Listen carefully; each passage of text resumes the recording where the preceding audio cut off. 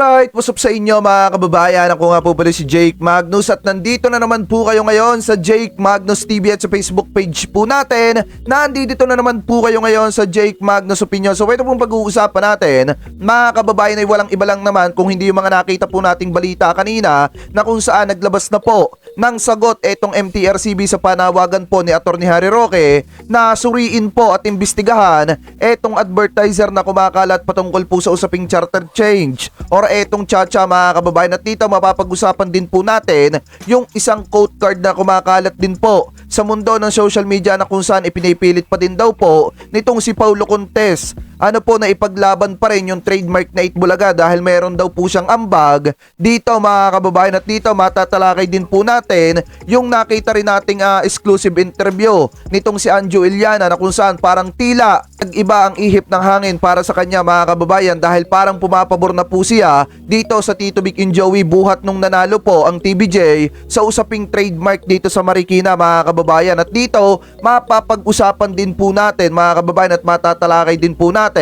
yung balita rin kumakalat patungkol sa isang blind items na kung saan meron daw pong isang producer ng noontime show na nagbabayad daw po dito sa isang survey firm mga kababayan para sila yung kilalanin na manguna sa mga lumalabas na ratings po. Pero bago po natin pag-usapan yan mga kababayan, ay nais ko lamang po sabihin sa inyo na kung kayo po ay bago pa lamang po dito sa ating YouTube channel, hinihikayat ko po kayo na wag nyo po sanang kalimutan na i-like po ito pong video natin na ito at wag nyo na rin pong kalimutan na mag-subscribe dito sa ating YouTube channel. Hit nyo na rin po yung ating notification bell para lagi po kayong updated sa tuwing mag-upload po tayo or magla-live tayo ng panibagong video or issue na katulad po nito mga kababayan. At gusto ko din po kayong batiin ng isang magandang umaga, tanghali, hapon, gabi sa man sulok na mundo kayo naroroon. Mapa sa Pilipinas man po kayo or ibang bansa, sana po ay nasa mabuti po kayong kalagayan at gabayan po kayo ng ating Panginoon. Mega love shoutout po sa inyo at mabuhay po kayong lahat mga kababayan. So anyway mga kababayan, ang ating usapin na uumpisahan dito po sa nakita nating balita galing po dito sa Abante na kung saan mga kababayan, sinasabi po dito sa Abante TNT, tunay na tabloidista, na MTRCB wala kaming kapangyarihan. Ito daw yung sabi ng MTRCB, wala kaming kapangyarihang imbestigahan ng Chacha ad. Yan po yung sabi dyan. So ngayon mga kababayan, eto yon, kung makikita ninyo dito sa picture, yan po yung kumakalat na ads ngayon. Hindi ko alam kung ipinapalabas na po yan sa TV. Pero mga kababayan, gaya nga po ng sabi ko sa inyo, kung etong ads na ito mga kababayan, angkop or nakikitaan na may kinalaman po sa film and TV material mga kababayan, yan po ay chance na sakop pa ng MTRCB. Kaso nga lang mga kababayan, eto po kasing ads na ito, masasabi po nating wala yang kinalaman sa film and television material mga kababayan. Ano po, so ngayon, ipagpatuloy pa natin. Sabi dito, basahin po natin ito nilalaman. Yan, walang otoridad ng Movie and Television Review and Classification Board, MTRCB, na imbestigahan ang kontrobersyal na television commercial na nangangampanya sa charter change or yung usaping Chacha mga kababayan. Ito ang maring inihayag ng MTRCB matapos manawagan ang dating presidential spokesperson na si Harry Roque na imbestigahan ng ahensya ang pag-i-ere ng naturang advertisement. The board clarifies that it has no authority to screen, review, and examine commercial and advertisement except for those categorized as publicity materials, promotional materials as defined in Presidential Decree number 1986. Yan po kasi mga kababayan yung sinusunod ng MTRCB. Kung hindi naman po pasok yan dun sa Presidential Decree number 1986 mga kababayan, yan po ay hindi sakop ng MTRCB mga kababayan. At yan po ay kung tutuusin, sakop po talaga yan ng Ad Standard Council of the Philippines mga kababayan or etong ASC. Mga kababayan, yan po yung may sakop dyan. So anyway, pagpatuloy pa natin, sabi po dito, sinasabi pa dito mga kababayan, and its implementing rules and regulations sa ad ng MTRCB. Nakasaad kasi sa PD 1986 or 1986 na binibigyang kahulugan ng publicity materials bilang any material used to generate public interest in a motion, picture or television program. such a television commercial, movie and television trailers, print, advertisement, still photo frames, leaflets, poster, and billboard, and other related material. Yan po mga kababayan yung binibigyang pansin ng MTRCB kasi yan po yung nakapasok dito sa kanilang rules mga kababayan na PD or itong Presidential Decree 1986 mga kababayan. So ngayon, yun pong inireklamo ni Atty. Harry Roque hindi po yan sakop ng MTRCB. Ang may sakop po niyan ay walang iba kung hindi ang Ad Standard Council of the Philippines. Sila po yung may sakop dyan at hindi po ang MTRCB mga kababayan. So basahin pa natin yung isa pang inilabas mga kababayan na post po galing dito sa MTRCB patungkol po dyan sa panawagan nitong si Atty. Harry Roque na imbestigahan ng ahensya ng MTRCB itong kumakalat na ads na charter change mga kababayan patungkol po dyan. So anyway, ito po yung inilabas ng Movie and Television Review and Classification Board. Sabi po dito mga kababayan, ito para sa agarang paglathala. Inilabas po ito noong 16 ng Enero 2024, taong kasalukuyan. Sabi dito mga kababayan, basahin po natin yung nilalaman. EDSA Pwera ad, hindi saklaw ng MTRCB. Yan po yung sabi dyan. Bilang tugon sa panawagan ni Atty. Harry Roque na imbestigahan ng MTRCB ang pag-i-ere ng TV commercial na EDSA Pwera, nilinaw ng board na walang itong otoridad na suriin at eksamen ang mga commercial at advertisement maliban sa mga itinuturing na publicity, material, promotional material sa ilalim ng Presidential Decree or yung PD number 1986 or itong 1986 at ng implementing rules and regulation nito. Yan po yung sabi dyan mga kababayan. Maliwanag naman po yung sinasabi ng MTRCB. So ngayon sabi pa dito, ayon sa PD number 1986, tinutukoy ang publicity materials bilang anumang material na ginagamit upang magkaroon ng interes sa publiko sa isang motion picture or television program tulad ng television commercial, movies at television trailers. Yan po yung nakalagay dyan mga kababayan. Print advertisement, still photos, photo frame, leaflets, poster at billboards at iba pang kaugnay na media. Yan po yung sinasabi dito mga kababayan. Ito pa yung sabi dito.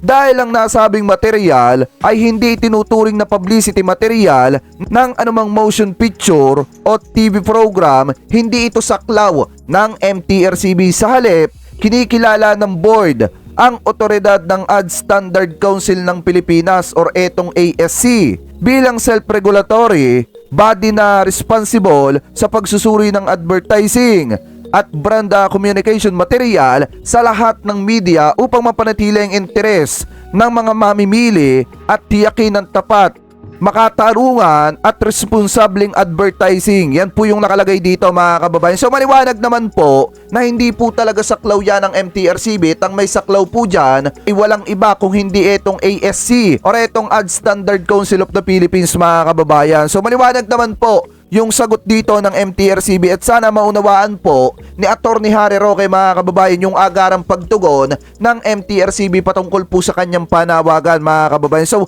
ang sa akin lang naman, ito opinion ko lang naman mga kababayan, sana wag personalin ni Atty. Harry Roque yung naging desisyon ng MTRCB na bigyan ng karapatang parusa yung ilang segment ng SMNI. Sana po wag ibig deal nitong si Atty. Harry Roque mga kababayan. Bagkos, magpasalamat pa sila kasi kumikilos po ang ating gobyerno para gampanan po ang kanilang trabaho mga kababayan. So para sa akin, sana wag ibigdil ni Atty. Harry Roque na hindi porket napatawa ng parusa yung ilang segment ng SMNI maghahanap na agad sila ng mali sa iba, sisisi nila dito sa ilang sangay ng ating pamahalaan. Ano po? So para sa akin mga kababayan, nire-respeto ko, gaya nga po ng sabi ko sa inyo, malaki ang respeto natin sa SMNI at malaki ang respeto natin sa MTRCB. Doon lang tayo tumitingin sa tama mga kababayan, kasi sa panahon ngayon, pag hindi kumilos ang MTRCB, sasabihin ng iba anong ginagawa ng ahensya ng MTRCB. Pag kumilos naman ang MTRCB, sasabihin naman ng iba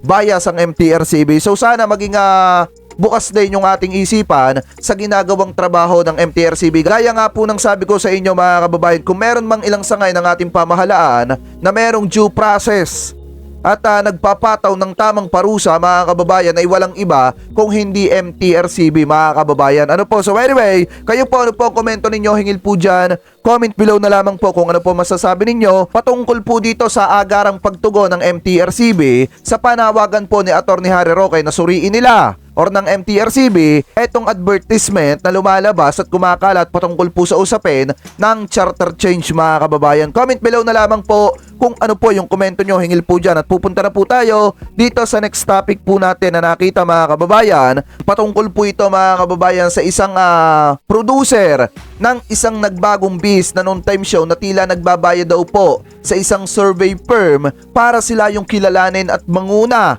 sa mga ratings daw po na lumalabas. So ito po ay galing kay The Kapatid Buds mga kababayan. Kanya po yan, hindi po yan natin gagawan lamang po natin ng reaction mga kababayan at magbibigay lamang po tayo ng ating komento. So ito, basahin na po natin. Sabi dito mga kababayan, Bistado, sino itong producer ng isang nagbagong biz na noon time show ang umano'y nagbabayad ng halaga upang palabasing nangunguna ang kanilang programa? So sino kaya yon mga kababayan? Sabi pa dito, bago pa man matalo ang producer na ito sa kaso tungkol sa trademark ng title, matagal na pala nilang ginagawa itong bilang mind conditioning sa kanilang mga followers at viewers. Inamin ito ng isa sa kanilang mga loyal defenders, vloggers, na tumatanggap daw umano ng lagay ang isang kilalang rating survey per mula sa producer na ito upang palabasing number 1 ang kanilang programa sa buong bansa. Kahit ang totoo'y sila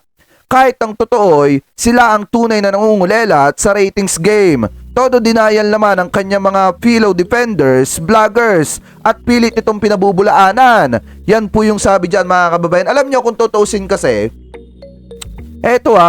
Ito po ay blind items lamang mga kababayan at wala pa po itong sapat na basihan at ebidensya. Ang pinagbasihan lamang po siguro nitong si The Kapatid Buds, kaya niya nasabi ito is yung ipinost po or inamin nitong si Kapuso Alliance mga kababayan. Isang sanggang dikit at di umano konektado at nagtatanggol dito sa Tape Incorporated na pages mga kababayan, na kung saan meron pong isang solid TVJ supporter ang nag-comment sa kanya at doon po sa comment na yun ay sinagot po ni Kapuso Alliance at inamin niya na nagbabayad daw etong producer na ito ng pera dito sa isang survey firm para sila yung kilalanin na number 1 pagdating po sa noon time show mga kababayan at nangunguna yung kanilang ratings mga kababayan. Ano po sasabi pa dito? Pagpatuloy pa natin, pinalabas din umano ng isa pa nilang defender vlogger na mas marami daw ang ads ang kanilang programa kumpara sa mga kalaban nitong show, kahit ang totoo'y halos wala nang pumapasok na commercial sa kanilang show sa loob ng 35 minutes. Yan po yung sabi dito. Ito daw yung mga clue. Ayan, clue number 1, may kinalaman ng producer sa pagpandikit. Pwede ring ihambeg sa lumang kaset. So obvious naman kung sino yung tinutukoy dito mga kababayan. Ang mga nakaupo rin dito ang puno at dulo ng kaguluhan sa loob ng kumpanya last year. So sino ba yung tinutukoy dito? Clue number 2, kilalang kilala at kontrobersyal ang ratings firm na ito dahil sa koneksyon nila sa isang dating giant network at minsan na silang nagsara noong nawala ng prangkisa ang network na ito. Ngunit muli itong nag-reopen, hindi umano kilala ang K-People or yung nasa likod daw.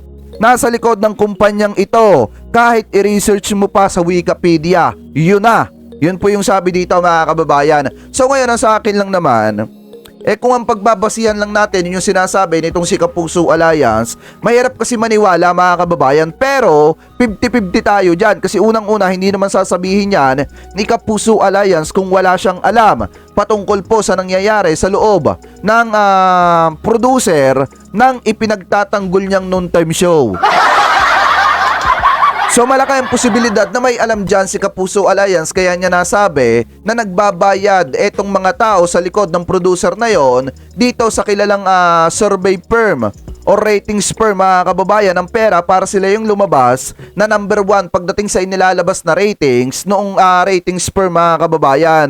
So ngayon para sa akin, hanggat wala pa tong basihan kasi blind item pa naman to, mahirap paniwalaan to mga kababayan. Pero yung clue naman dito, obvious naman kung sino yung tinutukoy dahil alam naman natin kung sino yung nagbagong bihis na noong time show mga kababayan. Pero kayo, ano po ang komento ninyo? Hingil po dito sa inilabas na balita nitong si The Kapatid Buds mga kababayan patungkol po dito sa isang producer ng bagong bihis na noon time show na tila nagbabaya daw po dito sa isang ratings firm para sila yung kilalanin.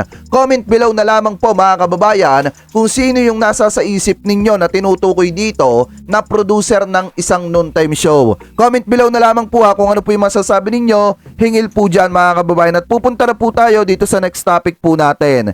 Etong nakita natin na quote card na kung saan sinasabi po dito mga kababayan, galing po ito kay Marites 2022.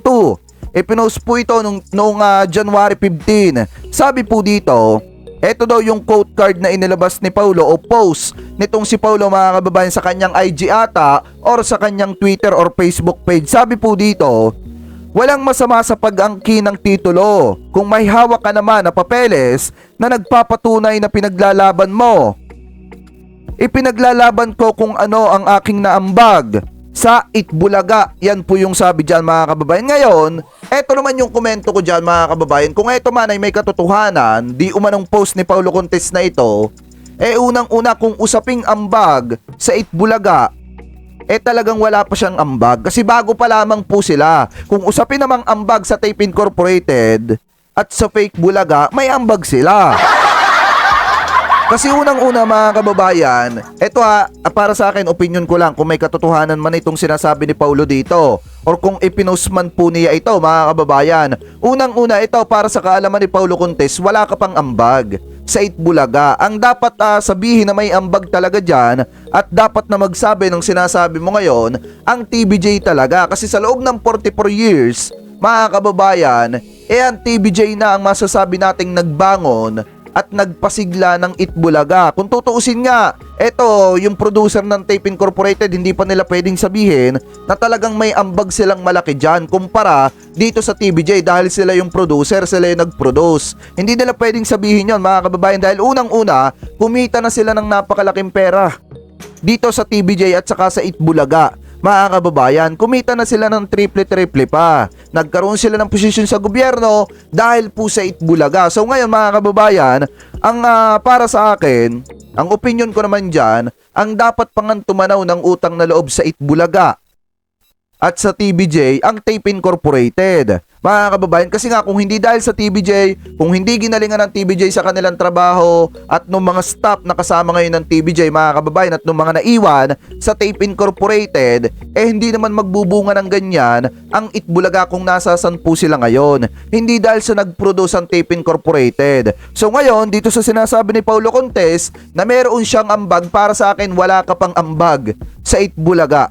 Kung totoo man na ikaw ang nagsabi nito, wala ka pang ambag sa Itbulaga dahil bago pa lang kayo. Sa tahanang pinakamasaya, oo may ambag ka, pero pagdating sa Itbulaga, para sa akin wala ka pang ambag. Masakit man sabihin na wala ka pang ambag, pero yun yung totoo, wala ka pa talagang ambag. Kung sa tahanang pinakamasaya, may ambag ka, pero sa Itbulaga, Paulo, wala ka pang ambag. At yung sinasabi ninyo na may katibayan kayo at may hawak kayo na papeles or papel, cancel na po yan, matagal na at wala nang ambisa. Naglabas na nga ang RTC ng kanilang desisyon na talagang pumapabor sa Tito Vic and Joey. Para sa akin, mag-move on na lang kayo. Mag-isip na lang kayo ng panibagong trademark na tatangkilikin ng taong bayan, logo na tatangkilikin ng taong bayan at hindi kayong mahuhusgahan. Yung magandang trademark, magandang logo, yung magandang pakinggan at hindi kayo masasabihan ng pangit. Pero kung ipipilit nyo pa rin na habulin yung Itbulaga, mas lalo lang kayong mababaon sa masakit na katotohanan. Kaya Paulo, yung sinasabi mong ambag, uulitin ko para sa aming mga TVJ supporter, wala ka pang ambag. So kayo po mga kababayan, ano pa ang komento ninyo at gusto ninyong sabihin sa di umano'y post daw ni Paulo Contes at sinasabi ni Paulo Contes na may ambag siya dito sa Itbulaga kaya may karapatan po siyang maghabol dun sa trademark or sa titulo na Itbulaga mga kababayan. Comment below na lamang po kung ano po yung masasabi ninyo. Hingil po dyan at ngayon pupunta na po tayo dito sa next topic po natin. Sa last topic po pala natin na interview or etong sinasabing exclusive interview dito kay Anjo Iliana na kung saan mga kababayan meron daw siyang pagsisisi sa pag-alis sa Itbulaga. Masaya dahil nabawi na ng TVJ ang trademark mga kababayan. Yan po yung sabi dito. So ngayon parang kung makikita ninyo at mapapansin ninyo nung mga nakaraang buwan nung kainitan ng issue sinasabi ni Anju Eliana na Tape Incorporated yung may karapatan sa trademark. Tapos ngayong nanalo na ang Tito Vic and Joey, mga kababayan, masaya daw siya sa pagkapanalo ng Tito Vic and Joey.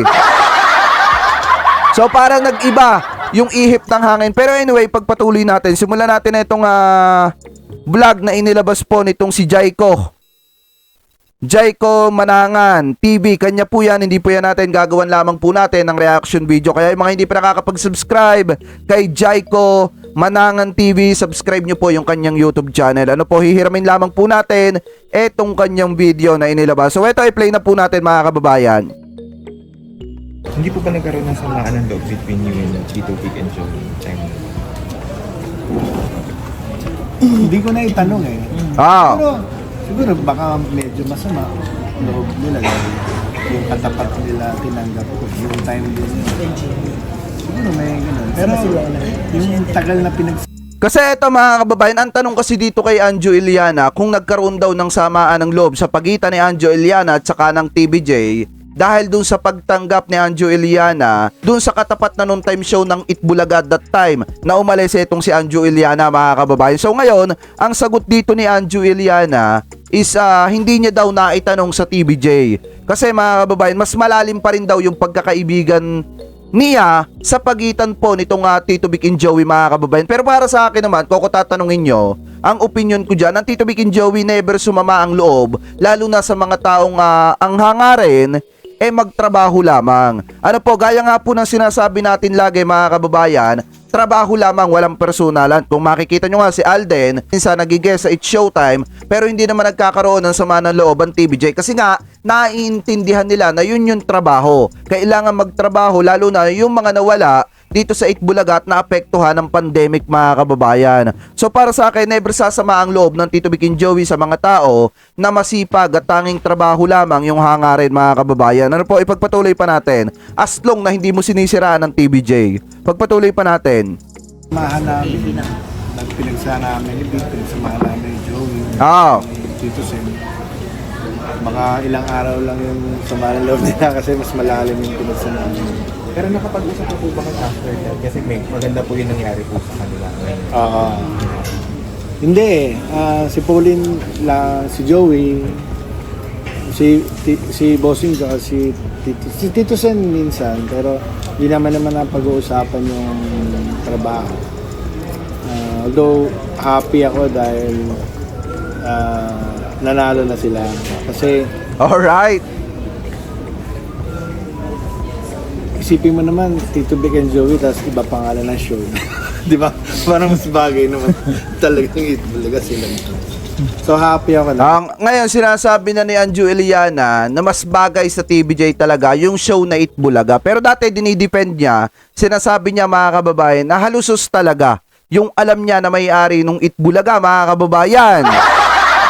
Pero ngayon, nagbago yung ihip ng hangin dito kay Anju Eliana. Ngayon, mga kababayan, kasi 2024 na. Sa atin, baliwala na ito. Kung totoo sa inyong sama ng loob ng mga supporter kay Anju Eliana dahil nga nung that time, nakainita ng issue, sinasabi niya na ang pagkakaalam niya na may-ari nung Itbulaga ay yung mga halusos kasi yun yung producer talaga nun.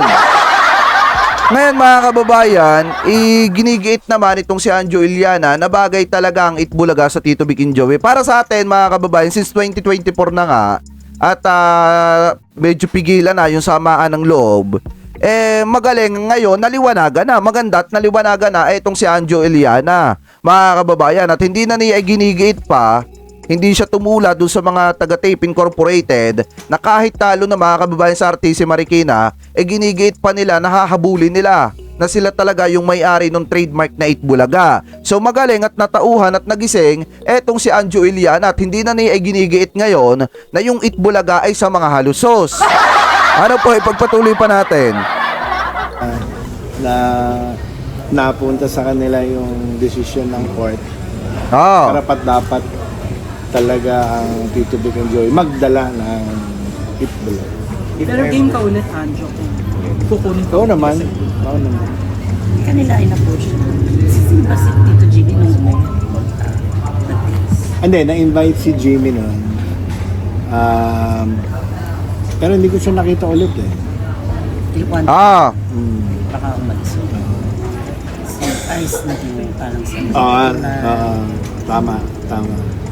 Any chance po nang mag-promote po kayo doon sa Itbulaga para dito sa pelikula? Ay, hindi ko alam. Pero nung natuwa ko dahil hindi ako pwede nun, parang yung TV5 na show namin ni Gerard saka ni Kim, nag-guest sila doon sa isang game, isang segment. Hinanap ako ni Joey. Asan si Anjo? So, ha? Ay, hindi, nahiya naman ako dumaan. Pag na, siguro, na-imbita sa segment, okay. pero yun yung mga kababayan, no? Dito nyo makikita kung gaano kabait ang Tito Vic and Joey. Ang TBJ, si Master Henyo Joey De Leon, si Tito Sen at saka si Bossing Vic. Dito nyo makikita kung gaano kabait etong tatlo mga kababayan. Dahil biruin nyo ibinenta ni Anjo Iliana yung painting na talagang ipinagkaloob sa kanya ni Master Henyo Joey De Leon. Tapos mga kababayan, nangyari na ngayon, naging issue na mga kababayan at kumalat na sa buong SOCMED. Marami ang sumama ang loob ng mga TBJ supporter. Pero biruin nyo nung magpo-promote, nung hindi kasama etong si Anjo Iliana, nag-promote etong mga kasamahan niya ng kanilang pelikula, nag-guest dun sa isang segment mga kababayan ng TBJ, hinanap pa siya ni Master Henyo Joey De Leon. Ganun po kabait ang Tito Vic and Joey mga kababayan. Para sa akin kasi biruin nyo kung tutusin, sasama talaga ang loob nun kung ikaw, ibinigay mo yung gamit dito para ingatan niya. Hindi para i-dispatch niya. Tapos nagkaroon pa nga base sa kanya, hindi niya nakakausap patungkol doon sa pagsama ng loob sa kanya. Pero biruin nyo mga kababayan, nung nag-guess yung mga kasamahan niya, hinanap pa siya ni Master Henyo Joey De Leon. So ibig sabihin, sa pagkakataong yon mga kababayan, walang sama ng loob etong TBJ dito kay Anjo Iliana, bagkos sinahanap pa po siya. Ganun po kabait mga kababayan ng TBJ, as long na hindi mo sila sinisira ng sobra, hindi mo binabalahura yung kanilang pagkatao, tuturingin ka talaga na makatao mga kababayan. Ano po, so ipagpatuloy pa natin. Hindi, nakaka-miss din. Pero, syempre, nag-resign ka noon, nagtanggap ka ng ibang trabaho. So, naiintindihan naman yung kasi. oo, pero naiintindihan ko rin na, kumbaga, kaya wala ako sa Bulaga ngayon dahil Tama. may regret ako kasi kung tutusin mga kababayan, kung si Anjo Iliana nagtiwala sa TBJ mga kababayan, nung panahon ng pandemic at hindi siya nag-resign, hindi siya umalis dito sa Itbulaga at nagharap na lamang po siya ng sideline noong mga panahong hindi siya nakakapasok dito sa Itbulaga, baka kasama po siya ng Tito Vic and Joey ng TBJ dito sa EAT or dito sa branded na Itbulaga. Mga kababayan, baka kasama siya sa tagumpay ng Tito Vic and Joey kung nagtiwala siya sa TBJ. Kaso nga lang, nag-resign po siya tapos tumanggap siya ng ibang trabaho dun pa sa katapat na noontime show ng Tito Vic and Joey ng Itbulaga. Kaya wala siya ngayon. Hindi siya kasama ng Tito Vic and Joey sa tagumpay ng Itbulaga. Ipagpatuloy pa natin.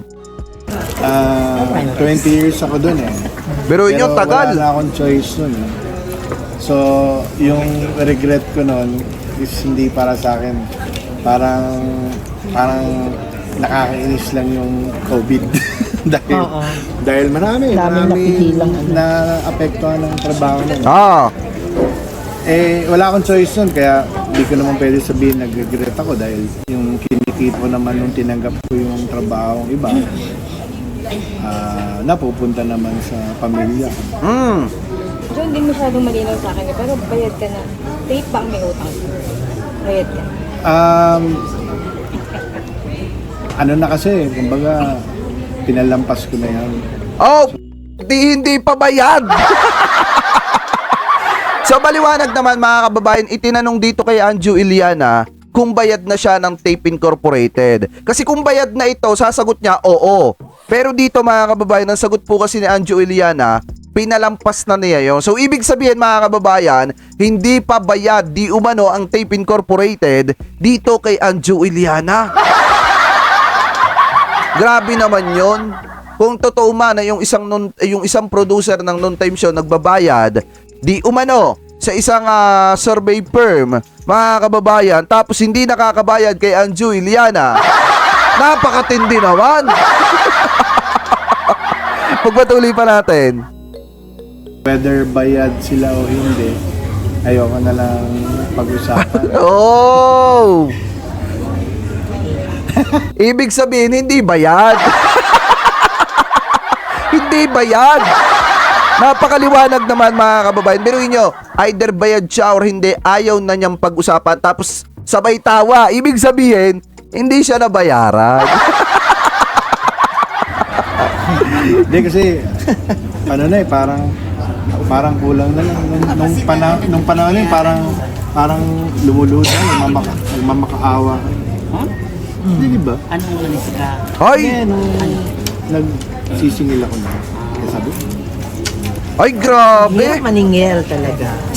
Ibig sabihin, hindi pa talaga bayad, mga kababayan. Dahil sabi nitong si Anju Iliana, kaya pala ayaw niyang pag-usapan. Kasi nga halos lumuhod na siya at magmakaawa dito sa Tape Incorporated. Siguro, eto ngayon naiintindihan ko na, mga kababayan, kaya nung that time nakainita ng issue sa pagitan ng Tape Incorporated at saka ng TVJ, sinasabi niyang ang Tape Incorporated yung may-ari nung Itbulaga, mga kababayan, dahil baka di umano wala pang kumpirmasyon, baka umaasa siya, mga kababayan, na mababayaran pa siya ng Tape Incorporated dun sa pagkakautang sa kanya. Pero inyo, dahil eto nadulas dito si Anju Iliana at sinasabi niya na nung mga panahong kaya ayaw niya ng pag-usapan, halos magbakaawa na siya, lumuhod para lamang makasingil sa Tape Incorporated pero hindi siya nabayaran. Grabe naman kayo. Eto ba, yung mga yung mga employee dyan Eto ba yung sinasabi ninyo na maayos? Hindi pa nababayaran si Anju Iliana hanggang sa ngayon. At biruin nyo, nadulas pa siya sa kanyang interview na halos magmakaawa, lumuhod para lamang makasingil sa Tape Incorporated pero walang ibinayad. Di umano. Grabe naman, ipagpatuloy pa natin. And good luck sa movie mo, charot. May launching movies yun. Grabe. For Anjo and Jano. Paano niyo di-describe yung sarili niyo as dads? Tapos ano yung mga namanan niyo sa mismong dad niyo na ginawa niyo naman ngayon sa mga anak niyo?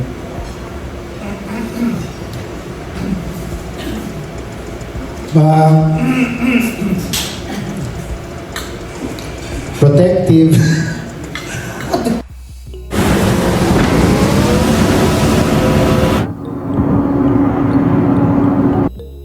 And siguro isang pinaka-important na naturo sa akin ng dad ko is yung education. So I see to it na ma-aral, matapos yung 4 kong anak. And yung 2 kong anak dun sa 4, gusto mag-showbiz. Pero dahil nga mahirap ako. Isang asawa lang ba yun? Isa lang. Ayan na. Alam mo naman yun. Ang hindi nila alam. Ay! Wag po. So, sinasabi ko dun sa 2 kong anak na it's hard to be successful as an artista. Kasi isa babae, isa lalaki. Sabi ko, at pag sumikat ka man, that 1% na sumikat ka, baka, lalo na yung babae ko, sabi ko, yung panganay ko, si Mika, sabi ko, baka ang maximum mo lang sa career mo, 5 to 10 years. So after that, ang hirap, where will you go? Sabi ko.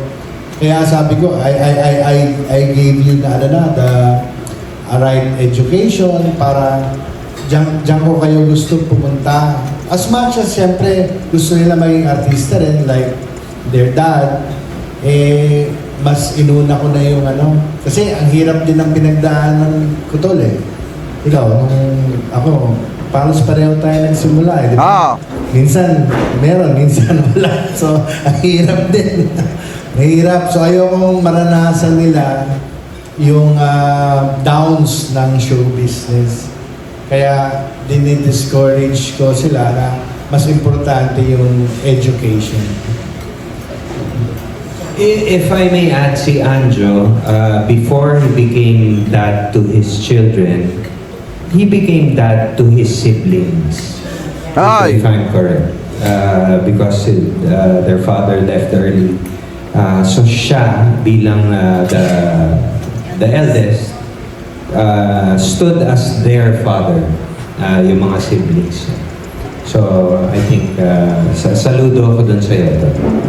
Ako naman, what I learned from my father na pinasa ko sa ginagawa ko rin sa children ko was maganda kasi ang daddy ko laging sinasabi niya, children are the most oppressed people, some of the most oppressed people in the world. So, kahit ng mga bata kami, hinahayaan niya pag may kasalanan kami, hinahayaan niya kami mag-explain kung bakit namin nagawa yun. Pag naintindihan niya, okay, sorry. So we had a voice, we had, pwede kaming mag-reason out. So that's what I do with my kids. Plus, he was the sweetest dad. So, ayun, ganun din ako sa mga anak ko. Yung kahit malaki na ako, pareho na kaming adults ng daddy ko, nagbebeso pa rin kami, nag-I love you pa rin kami, nag-hug pa rin kami, madalas. So, yun. Yun pa. So ayun mga kababayan, cut na natin dito itong video ito. Kinikredit natin kay Jayco Manangan TV. Kanya po yan, hindi po yan natin. Ginawan lamang po natin ng reaction video. So napakaliwanag naman mga kababayan. Yung isa nating gustong marinig dito, sinabi naman ni Anjo Iliana na meron siya regret na nawala siya dito sa Itbulaga mga kababayan. At sinabi din naman dito mga kababayan na talagang napag-usapan din, natalakay din dito yung about sa utang ng Tape Incorporated dito kay Anjo Iliana na halos magmakaawa na daw di umano etong si Anjo Iliana, tapos mga kababayan hindi pa ata nabayaran para lang makasingil. So maliwanag naman dito, isang malaking sampal ito sa Tape Incorporated kung tutuusin, lalo na ngayon nahaharap sila sa issue. At may mga employee sila na nagbo-voice out mga kababayan. Eto, kung tutusin, pwede nga maghabol etong si Anjo Iliana. Dahil nga kung mapapansin nyo kanina, dun sa sinabi niya na halos wag na nga daw pag-usapan. Kasi nga, halos lumuhod na siya, magmakaawa, makasingil lamang sa Tape Incorporated. Pero ang ending mga kababayan, di umano, parang wala pa atang nasingil. So napakaliwanag naman po ng ano dyan. So kayo mga kababayan, ano po ang komento ninyo hingil po dito sa mga topic po na tinalakay natin, na kung saan may kumakalat na isang quote card na ipinaglalaban pa rin ni Paulo Contes, di umano nasa kanila yung trademark na Itbulaga dahil meron daw siyang ambag mga kababayan. At dito natalakay din natin yung patungkol sa isang producer ng isang noontime show na nagbagong bihis ng pangalan mga kababayan na nagbabayad daw di umano sa isang survey firm o ratings firm mga kababayan. Comment below na lamang po kung ano po yung opinion ninyo dito sa mga topic po na tinalakay po natin mga kababayan. Ano po, at bago po tayo pansamantala magpaalam, nais ko po magpasalamat sa mga supporter po natin sa walang sawang panonood, lalo na yung mga team replay po dyan na hindi po nakakalimutan na i-like po yung ating mga video. Maraming salamat po sa inyo. Ganun din po sa team replay na hindi po nakakalimutan na mag-iwan po ng inyong mga komento. Maraming salamat po sa inyo sa walang sawang pagsuporta dito po sa ating YouTube channel. Ganun din mga kababayan sa team replay po na hindi rin po nakakalimutan na wag i-skip po yung ating mga ads. Maraming salamat po sa lahat ng hindi po nag-i-skip ng ating ads at sa lahat po ng mga nagpa-follow po ng ating Facebook page. Maraming salamat po sa inyo mga kababayan. Ingat po kayo palagi. God bless po. Thank you po.